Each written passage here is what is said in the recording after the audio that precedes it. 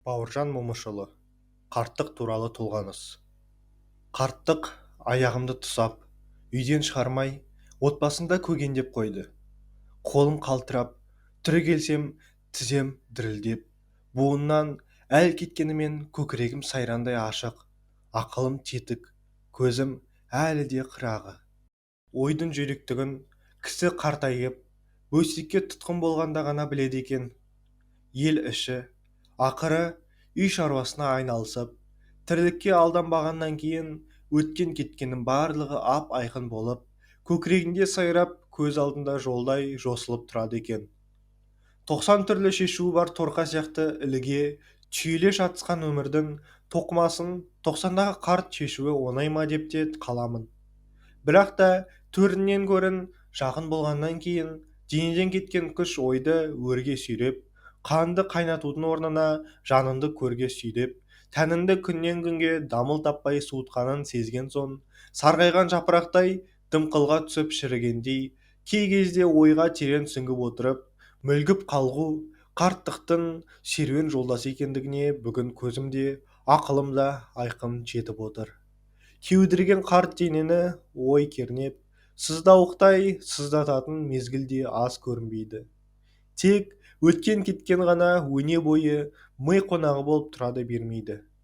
Кей кезде болашақты да ойлайсың, бірақ та оған өзін жетпеуге көзін анық жеткендіктен бе, тап осы кездегіні болашақты сенікі емес, балалардікі деген өзімшілдік мінез пайда болып, егер де өмірімнің мен татқан ащы тұщысынан білгенімді айтсам, тағы да жастардың біреуі, мына алжыған шал не деп ақыл айтып былшылдап отырды, естіртіп айтпаса да, ішінен айтама деп қаймығып, бар сырыңды ішіне сақтап отыра береді екенсің.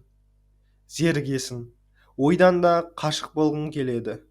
Сарғайып, сазарып отыра берген соң, қайтадан ой қоршауына қалай түсіп, мүлки қалғығанды оянғанда бірақ сезесің. Жастар көзінің қырымен қарай беріп, біріне ымдай жымиып саған күледі. Әдеп тұтқаннан шаршап, кей кезде баланы оятқандай сөзінді дұрыстап ішінен мысқылдайды. Ақырында қарттарды ашық келемеш қылудан тайынбайтын немере шөберелер де құдай ақын жоқ емес, меніңше көпте.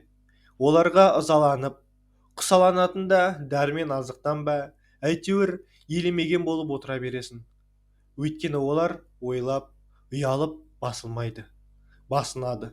Төбенде ойнайтын әсіреңкіліктері де болмай қоймағанда, басына келсінді, қарғап ойламайсың. Көп жаса деген тілекпен айтқаныңды сезгенде, қарттықтың ішінің сонша кеңдігіне таң қаласың. Менің тірлігім ой, ой үстінде қалғу. Қалғу менің тұлпарым, ұйқы менің желмаям. Көзім ілініп кетсе, жаһан кезіп, серуендеп шаршағанымды бірақ сезем. Қар жауды қара жерге кетпейтұғын, астында екі бұлақ кетпейтұғын, құрылған меруерттен есіл қала, табылмас сен ұста сепсейтұғын.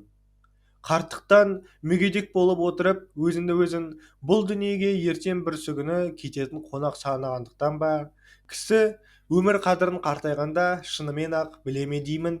Қартайған сайын жан тәттім бола ма деймін. Ақырғы күнінде ешкімді ренжіткің келмейді. Біреудің көңілі қалмасын деген пікір ойынан кетпей, жастардың бәріне қарағым, шырағымды алдап, айлалау үшін емес, шын ниетімен ақ жақсы көргендіктен айтасың. Кімге болса да жаманшылық ойламайсың. Бәріне де Алладан жақсылық тілейсің. Өзінен кішілердің барлығы көзіне әртүрлі құлпырылған гүл сияқтанып көрінеді. Қарт кісі жастарға гүлге мейірімденгендей мейірімденіп, қызға жаны ашып, аяулы мінезбенен қарайды екен. Олар бақытты болса, шын ниетімен қуанады екенсің. Бақытсыздығына, жеңіл желпілігіне кәдімгідей ақ кәрі қабырған қайысып, қынжыла қайғы ұрғандай боласың. Елдің барлығына бақыт тілейсің. Бәрі бірде жақсы болып, өмір қызығын уайымсыз өткізсін дейсің. Бұдан бұрын қарттықтың соншама ақ ниет, мырза екенін кім біліпті? Бала да бір, қарт та бір, дейді қазақ. Мүмкін дұрыс шығар. Баланың ойы алға жүйрік болса, Қарттың ойы артқа жүйрік, шапшаң, күнәлі өткен өмірді мезгілде аралап шыға келеді. Баланың ойы тәлтіректеген, тапыр-тапыр ұйтқи соққан қиыр ұшы. Байланысы жоқ қызық ой. Қарттың ойы тіс қаққан тетік ой. Белдер асып, қырға шығып, кейін өз-өзіне өзін қарап, қисық қыңырын сынақ көзбен көрген мезгілдей болғандығынан болуы керек деймін. Жеңгеннің әкесі Бекбай, оның атасы Көкбай деген кісі болған. Екеуі де Абайдың замандасы болған кісілер. Үлкен ағасын өзіне ат қосшы қылған Абай мынаның әкесін Семейге жіберген. Соған мал беріп, бақтырып, барғанда тұратын тұрағы еткен. Яғни Абайдың Семейдегі даяршысы болған. Абай капризный кісі болған. Абайға бұлардың жақындығы осы жағынан. Ал енді шежіре жағынан алғанда бұлар тобықты емес. Бұлар уақ керей. Бұлар ру жағынан Сәбит Мұқановқа жақын. Бұлардың ата-бабасын Абай өзіне тартқан. Абайдың атын ата-бабалары жамылып келсе, бұлар да Абайға жақынбыз деп жүреді. Әкесі негізінен Семейдегі Абайдың қызметшісі болған кісі. Өйткені Абайға қонақ үй керек, сол үшін ұстаған. Мұны маған олардың өздері айтып берді. Ру сұрасқанда қариялары айтады. Шамасын білмеген кісіде ауыл жоқ. Шаманың да шеңбері бар. Соны байқау үшін аз, көп болсын ақыл керек. Мынауын шаманы, он шеңберді де білмейді. Шаманы білу үлкен нәрсе. Онымен санаспасқа болмайды. Өмірден орнын арсыздар мен ақмақтар ғана таба алмайды. Абайша, сен де бір кірпіш дүниеге, кетігін тап та бар қалан деген ой. Өмірден біз қайғырып, уайым жейміз, құдірет оны да біз өмір дейміз, депті ауылдың қазағы. Я не исключение. Менде де сондай арман бар. Арман деген сөзге дұрыс түсіну керек. Арманның түбі жоқ, терең нәрсе. Дарынды ғалымдардың, ақындардың, әншілердің түбіне жетпеген арманының тегі сол болады. Тіке айтқанда, Морис, Сталиндер сол арманның түбіне жету, орысша айтқанда невозможно. Мечта – это поэтическое слово. Никто не постиг в истории человечества свою мечту. Это невозможно. Реализм мен романтизмді айыра білу керек. К несчастью человечества, мы до сих пор не различаем разницу между реализмом и идеализмом. Человек – сознательное животное. Сознание в разное время понимается по-разному. Так, сознанием коммунизм – это утопия. Мы сами видим, что такое социализм. Глупый Хрущев заявил, мол, завершили строительство социализма деп оттады ғой. Личные интересы каждого поколения разные. Бір заман бір заманға ұқсамайды. Бір заманның балалары екінші заманның балаларына тоже ұқсамайды. Әркімнің өз заманы өздеріне жарастықты.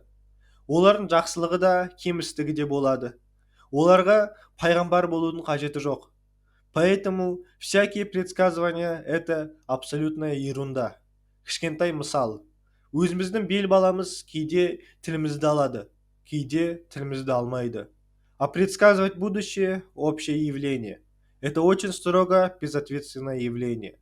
Само будущего поколения, сами будущее общества – в смысле закономерного своего развития будут решать свою судьбу. Нам, старшим поколениям, командовать им нечего. Жить да им, а не нам. Пусть они сами решают свою судьбу. В наставниках мы их не годимся. Я, как старый человек, может грубо, может быть резко, выразил свое мнение. Я не прошу прощения, потому что я так думаю. А вы как думаете, дело вашей жизни? Мен Бауыржан Момышұлымын. Я знаменитый полковник. Это говорю без ложной скромности. Я признан как полководец, как воин, не только в Казахстане, не только в Советском Союзе, а во всем мире. Я писатель, я ученый, философ, психолог. Я поэт, я инженер. Все это говорится без ложной скромности. На все эти перечисленные вещи у меня имеются документы. Со мной шутить можно, но баловаться нельзя.